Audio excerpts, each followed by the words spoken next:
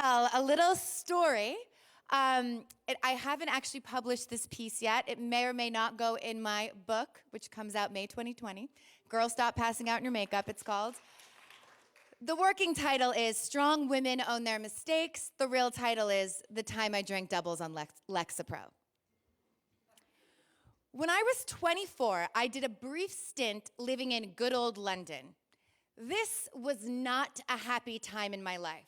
I was severely depressed and severely traumatized, yet I was in complete denial about both my depression and my trauma. To say I was on a booze bender would be the understatement of the year, girl.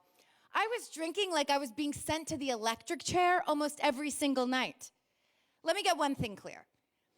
Blacking out was never my intention. It just happened. I wasn't eating much at the time, and I just started taking Lexapro, both of which are a recipe for disaster when mixed with booze. One night, my very cool supermodel friend, let's call her Lacey, invited me to a very cool model birthday party at a very cool gastropub in a very cool neighborhood in London called Notting Hill. When Lacey invited me to the party, I was certain that that night I would be able to drink like a normal person. It helped that Lacey wasn't a blackout drinker herself. Granted, she was a healthy, hydrated 5'11", and I was an unhealthy, dehydrated 5'5", but I didn't think so critically back in those days, you know? My head was cloudy from the manic depression and the excessive drinking. You know, can really make a girl a little... So, I did what I know how to do when I'm trying to behave myself, and that starts always with clothes. I put on my favorite Marc by Marc Jacobs dress, a cute black and white shift dress with one of those very virginal Peter Pan collars that made me look and feel far more prim than I actually was. Also, guys, just pro tip, if someone's wearing a Peter Pan collar that's like over the age of 16, they're overcompensating. Trust me, I have a lot of Peter Pan collars in my closet, if you know what I mean. I was extra careful to iron out the kinks in my hair, and I was sure to wear heels that I could actually walk in. No stilettos on the Notting Hill cobblestone for me tonight. No making a fool of myself tonight. Tonight, I was just a normal girl going to a trendy party with non-raging alcoholic nice girlfriends. The party took place at one of those very cutesy-looking pubs, the kind with a garden outside that's filled with wild English roses and smells like freshly rained-on soil. A sweet fireplace held court in the center of the restaurant, making it look more like a grandmother's living room than a pub. Also, the pub was definitely overcompensating because, let's just say the bathroom lines were long. The model, whose birthday it was seated in the back table with a bunch of other exquisite-looking, impossibly thin, impossibly tall girl creatures. I felt very short and very squat and very Jewish next to these Anglo-Saxon Amazons. The boys that were with them were hideous looking, but you could tell they were very wealthy and powerful by their unabashed confidence, despite the fact that they all had bad, rotting teeth and bellies that shamelessly hung over their belt buckles. The vibe, girl, was not my vibe. I don't do well in cold, cool environments. I need a warm, wet, sloppy environment in order to have a personality. I felt out of place. A puppy dog with its tongue hanging out of its mouth, tossed recklessly into a sea of sleek eels. I didn't know this model princess. Why the hell had I gone to her birthday? Lacey was as sweet as always, but Lacey was stretched even thinner than she already is, and that's saying a lot for a model. She was surrounded by other tall beauts that she'd known from modeling since she was 16. So I did what I always do when I felt uncomfortable. I removed myself from the situation and I went home. Really? No. We all know what I really did. I removed myself from the table, ran faster than a cheetah on the prowl in the dead of the night, and went straight to the bar, where I decided that it was a fabulous idea on a stomach with zero food, only Lexapro inside of it, to order a double vodka soda. If I couldn't be comfortable in this crowd naturally, I would drink myself into comfort, which always in the past had worked out so well for me, so like why on earth would it backfire tonight? I downed one double and I felt so much better, so I decided to order another double to feel even more better. I could feel the alcohol lubricating my personality, making it ripe for the plucking. In the corner of my eye, I saw two girls in blazers giggle at me as I chugged my beverage like the American piece of trash that I was. In hindsight, I realized they were probably laughing about something that had nothing to do with me, but misery can make a girl wildly narcissistic, FYI. I stumbled to the table where everyone was sitting, tamely drinking champagne as if it were English tea with the Queen. I was definitely more lit than anyone else. This made me feel very self-conscious, so when one of the puffy fuckboys asked me if I wanted a glass of champagne, I said yes, of course I wanted a fucking glass of champagne. The rest of the night was a blur. I have flashes of stumbling. I have flashes of falling. I have flashes of slurring nonsense to a non-impressed Australian dude talking about poetry. He was not interested. I have flashes of a look of bright red embarrassment dance across poor, sober Lacey's face. And then the flash crystallizes and is so clear and so vivid, it will never, ever escape my brain. I'm not gonna lie, this is not fun to revisit, but we're gonna go there today. It's Thursday, what are we gonna do? So I emerge out of the blackout, and my bare hands are covered in cake, birthday cake. Then the rest fades to black. I go back into a blackout. I come back into consciousness as someone, a man, is yelling, "Are you eating a bloody birthday candle?" Suddenly I taste stiff wax in my mouth. I realize I am indeed eating a birthday candle. I am met with the freezing cold sweats of acute embarrassment. I don't know what to say, but my friend Violet's voice comes bursting into my brain. Deny, deny, deny, deny. It's the advice she once gave me when I was worried I had an STD from a one-night stand and had maybe given it to a new partner. I didn't have it, by the way. I'm not eating a birthday candle, I slurred, trying to fight back the sting of ears invading my sore eyes. I confidently chewed the candle in front of him, as if it were a regular piece of cake, no big deal. It was hard and waxy. It tasted like poison. As soon as I'd swallowed the candle, I took off and I ran out of the bar. I could hear Lacey yelling my name behind me, "Zara, Zara, come back, come back." But I was far too ashamed to look her in the eye. I was actually suddenly sober. Actually, worse than sober, I was hungover. Had I really stuck my hands into a birthday cake? Or was it a figment of my imagination? I'll never know, but here's what I do know. If I was hammered enough to eat a birthday candle out of a supermodel's birthday cake, I was most certainly hammered enough to ravage the cake with my bare hands. The next morning when I woke up, I pulled the covers right over my head and lowered the blinds until it was pitch black in my bedroom. My heart was racing, my mind was racing. How could I ever go out in London again? I, Zara Barrie, had blacked out on my new antidepressants at a party full of very cool, very beautiful, very normal people. Not only had I blacked out, I ate a birthday candle. Not Violet or Owen or Eduardo's or Ruba's birthday candle, a fucking model's birthday candle. Not only did I never, ever, ever want to face Lacey or London or Notting Hill ever again, I didn't want to face myself again. The truth was, I had let myself down. I wanted to stew in my stupidity for the rest of my life. I did it for a few days.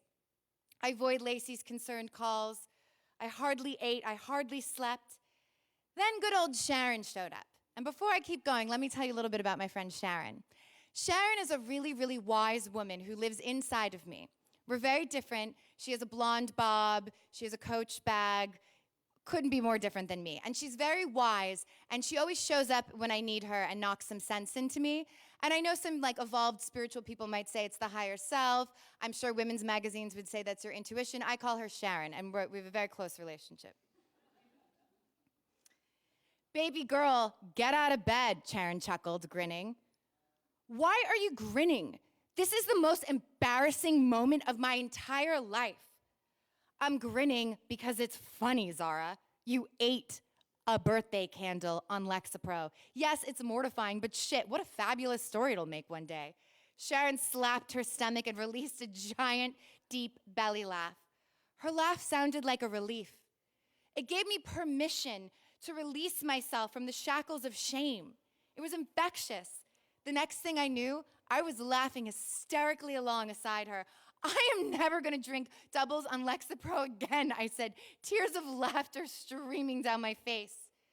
I wiped a tear off of my cheek and I looked at it. It looked exactly the same as a sad tear. How strange, I thought to myself as I flicked it off my finger.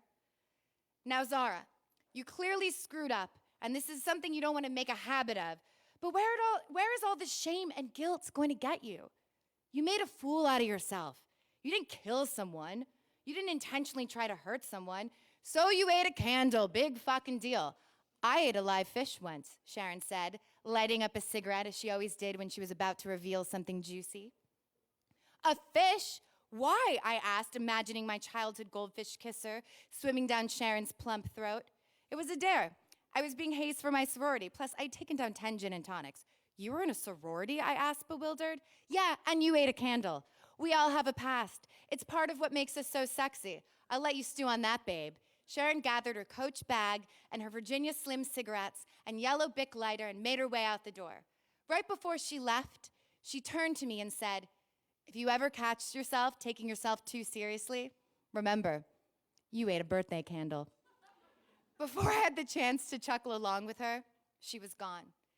The moral of the story here is that if you are harboring shame, if you are spiraling over what you did last weekend, or you're seeped with regret with who you had sex with last night, or you're wildly embarrassed about your withering mental state, I am here to tell you to get over yourself.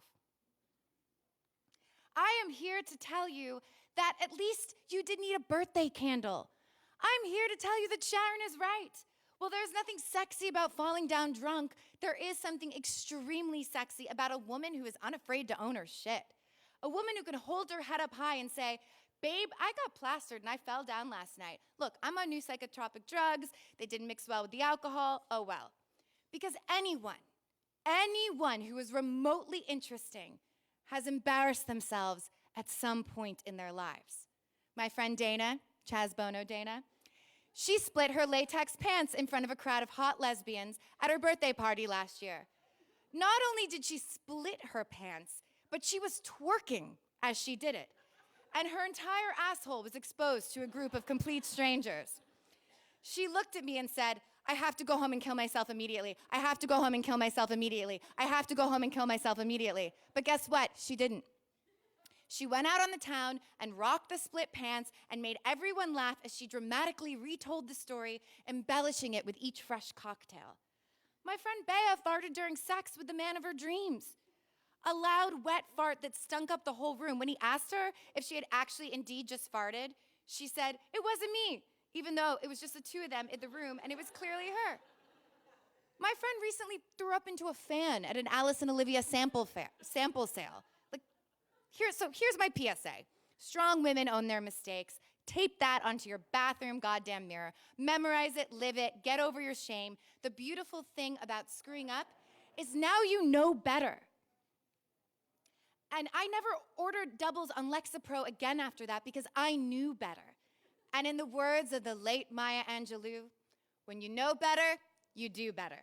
So get on your knees and kiss the ground and thank the beautiful universe for your glorious fuck up. Laugh about it, sing about it, write about it. You're so hot when you scream about the icky parts of your life from the rooftops. You're so dynamic when you don't just display your highlight reel to the outer world. You're so sexy when you talk about your turbulent past. And the more you screw up, the more you learn about how not to screw up. The lessons are all in the screw-ups. And if you're still, for whatever reason after this, teeming with shame over what you did last night, imagine me laying in bed with you. I have cake stains all over my dress. I have candle wax stuck in my teeth.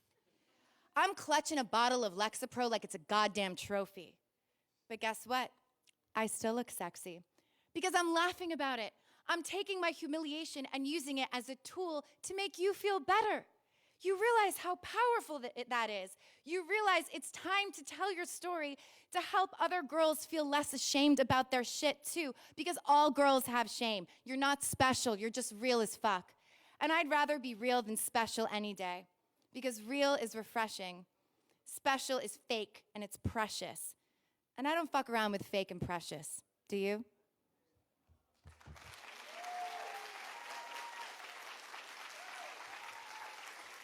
Thank you guys again so much. This was so special. Be sure to go onto samsung.com/837, see all the other amazing events that Samsung has. This is just one in a sea of gazillions. And right before we go, I'd like to call the amazing talent to the stage for one final curtain call. Come on, guys.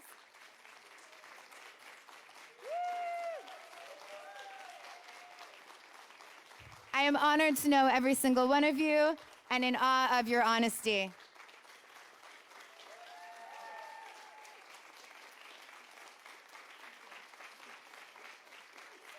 And again, if you're interested in donating to the source, there will be brand ambassadors all around.